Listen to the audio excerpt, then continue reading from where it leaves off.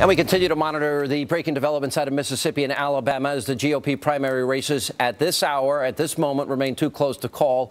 As soon as we have these results, we will bring them to you live right here on the Fox News Channel. But now our great American panel. He is a senior editor at the American Spectator. John Fund is back. She, a Fox News contributor, the host of the nationally syndicated liberal Leslie Marshall Show.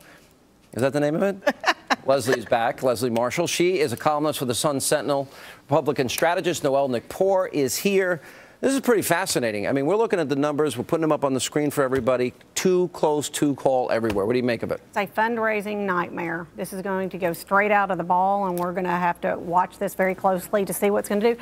And, you know, I'm surprised Romney in the South is doing as well as he is, which tells me, and I told you before the show, that it's about the economy. It's about when Joe Sixpack goes to fill up his gas tank and he's like, oh my gosh, gas prices are rising and we got to do something about this. Oh, and then you got real unemployment, Gallup numbers.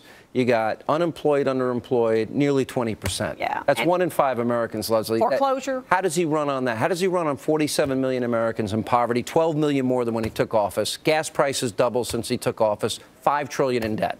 Because at the end of the day, first of all, who are the Republicans going to put forth? Even though it does look like it's going to be Romney, I've maintained that all along, and he scares me the most because he does appeal to the moderates and to the centrist. Yeah, I think he's the toughest president. 4 years of Obama scares me. I don't think we can afford $5 trillion, $6 trillion more in new debt. What I am loving, though, right now is how split this is. You know, I'm actually going to start calling Ron Paul and ask him to run for an independent because I think Ron Paul could be your Ralph Nader. In 2008, the battle between Hillary Clinton and Barack Obama went right into June. Right into June. It didn't affect the unity of the Democratic Party. Look, Romney's showing weakness in the South, but that's the base of the Republican Party. He's going to carry those states in November. Next week, this contest goes to other places like Oregon, and that's going to be an entirely different scenario. Romney will obviously do much better, and it's important in those states because those are the states that actually conceivably could be in play. But Romney's got the delegates. I mean, if you look at the count is... Let me go through. So what if Santorum won both states tonight? What does that mean? It means he's finally on the list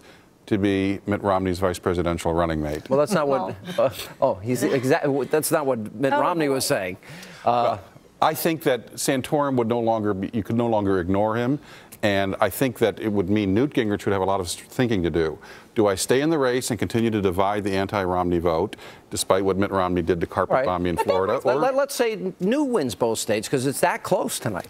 I don't think Newt is going to win. I really don't feel that. If Newt does, then he's going to stay in for the long haul. But Newt says even if he doesn't win, he's staying in for the long haul. I don't understand. He has Secret Service detailing me. He's already set. But, you know, he's made the call. He's but you know what? I think Newt's deal, if he doesn't win, I think it's personal. I think he's got... How does a president win with a 41% approval rating, right track, wrong track numbers that are horrific, unemployment numbers that aren't getting better, especially when you look at dropping out of the labor force? How does Obama make the case except going negative and trying to distract the country from real issues? But we're Republican. I'm a Republican. I'm a registered conservative. Okay. We realize he's not doing his job. You try to tell the liberal left Oh, tell me. I'm listening. I'm listening. That Obama is doing a great job and the economy is improving and everything's great and have some more Kool-Aid and rah, rah, rah. They believe it. They are actually believing it. Don't you think he's doing a good job? I bet you do. I think he's doing a good job with what he had because I like to look at facts. And I'm not blaming former President Bush. I don't believe in that. I believe How about the earthquake? But Leslie, how about Karl Rove? The facts are the gas prices are high. The facts are the gas prices went up and down during the former administration as well, just as they are now. And anyone the gas prices are not solely whether left or right. The president is doing their job. These numbers bounce around. Obama had 50% approval rating a few weeks ago, then gas. Events shaped the numbers. Just remember, all of these polls take with a grain of salt. They're all of registered voters. Likely voters are a more interesting sample. Rasmussen, who samples likely voters, shows Obama can't beat Romney or even Santorum. But things can change with an improving economy. The closer we get to the election, the more you're going to see the registered voters in the polls turn into likely voters. Then you'll have a better sense. Right now, a lot of this is speculation. We got to take a break. When we come back, we got apparently some updated numbers. We'll update you on the races tonight in Mississippi and Alabama, and more with our great American panel right after the break. All right, the GOP primary races in Alabama and Mississippi still too close to call. The Fox News channel is getting very close to making a call, though, in the great state of Alabama. The votes are being counted as of this hour, and as soon as we are able to call that race, it may be just minutes. We'll bring it to you live right here on the Fox News channel. There is a new series with all the talk about comments about women. It's very interesting. ABC has a new program, GCB, Good Christian, quote, Bitches. Here's what Newt Gingrich had to say about it. Look at the new show that's on that has the word Christian in it. And I want you to take that exact name, drop out Christian and put in Muslim, and ask yourself, is there any network that would have dared to run a show like that? And you know the answer is not A1, because anti-Christian bigotry is just fine in the entertainment industry.